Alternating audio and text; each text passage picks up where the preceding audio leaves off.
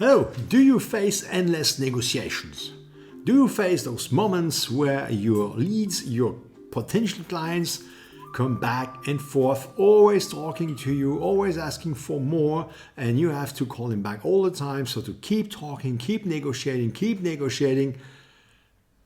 and keep negotiating. Yeah, so do you face those endless negotiations? Yes, many of you do, and that's a big problem.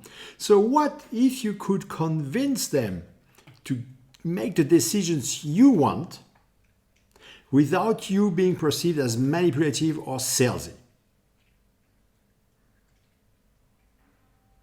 Yeah, that sounds good, definitely. And it's possible. It's possible because science is going to help you, because science has defined how the brain makes decisions. And the brain makes decisions in a very specific way. And that's a great one. When I say brain, it means that you have to focus on the human being. You are not selling a product to a business. You are not selling a product to a corporation or to an audience. You are selling products. What I call product can be a service, can be anything, right? It can be a physical product. You are selling that to human beings. So that's pretty clear and easy to understand for people who are in the B2C environment, who sell from their business to customers directly.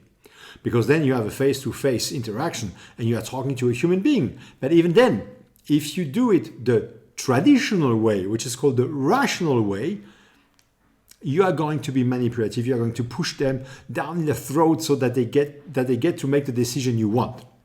Well, in fact, you have to use science and the way the brain makes a decision. Interestingly, we now know for the past 15, 16 years, scientifically, without any reasonable doubt, how the brain makes a decision. The brain makes a decision in a very specific way with a very specific part of the brain, which is called the primal brain, which is the lowest part of your brain. It's called primal because we have it for ages. It's even called by some people, one part of the brain is called the reptile brain. So scientists know more like that, but it has the advantage that you grasp very quickly what it is. And the reptile brain is called like that because we share it with reptiles, precisely, with dinosaurs. It's 500 million years old. So you are reproducing systems and thinkings that are 500 million years old. So when you want a decision to be made, you have to target the primal brain. And you cannot target any primal brain. It has to be the primal brain of the decision maker.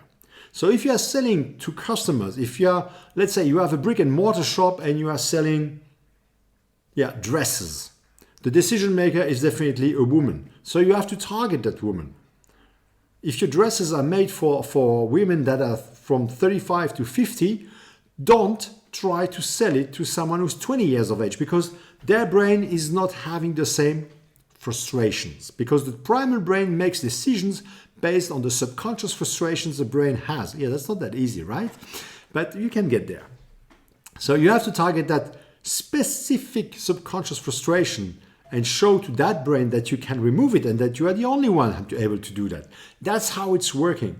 The problem is that you have a brain, you have a primal brain, and you have a subconscious frustration hidden inside that primal brain. So what you need to do is to target the right brain, which means that if you want them to make the decision you want, you have to perfectly know and understand who your targeted clients are.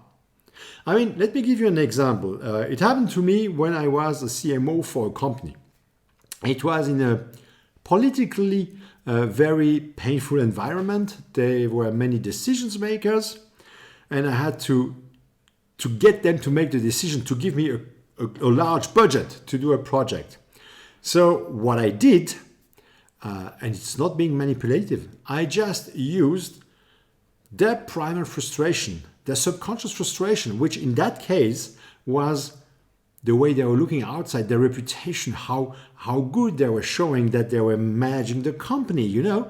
And I played, in fact, with the unique selling proposition of the company. I asked them which one is ours, showing them 5 of our competitors. Ours was not there. I just played with them, right? I showed them, because, of course, among the 5 that were not the ones of our company, every one of them identified one as being ours. Isn't that cool?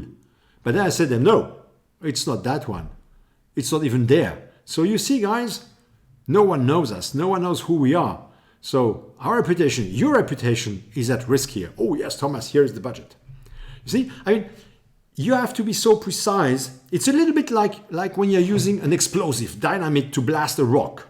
If you put the dynamite outside of the rock and let it go, you will make a scratch on the rock. And that's what you are doing at the moment. You are putting as much dynamite as possible on your client's brains, trying to be rational. It blasts and they don't remember a thing, or at least that you are a pain. So you are not going to get them to make the decision you want. But if you drill a hole in the rock, in the middle of the rock, and you put your explosive, you push your explosive down and then let it blast, what happens? The rock explodes.